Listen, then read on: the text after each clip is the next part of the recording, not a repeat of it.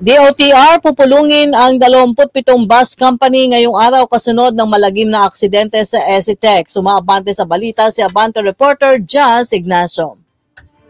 Rocky, nakatakdang pulungin ng Department of Transportation o DOTR ang 27 bus company ngayong araw ng Biyernes para talakayin ang serye ng mga aksidente sa kalsada at mga tsuper na nagpo-positibo sa iligal na gamot. Kasunod ito ng malagim na trahedya na nangyari kahapon sa ECTEX na ikinasawi ng 10 individual at pagkasugat ng 30 iba pa. Ayon kay DOTR Secretary Vince Dizon, tatapatin na niya mga ito kung bakit puro aksidente ang nangyayari at nagpositibo sa iligal na gamot ang mga nahuhuli. Anya, talagang dederechohin na niya ang mga ito dahil kapag hindi umano sila nagtino, hindi lang suspensyon ang aabutin ng mga ito. Ako, si Just Ignacio ng Abante Radyo, itong balitang mabilis, mabangis, walang mintis.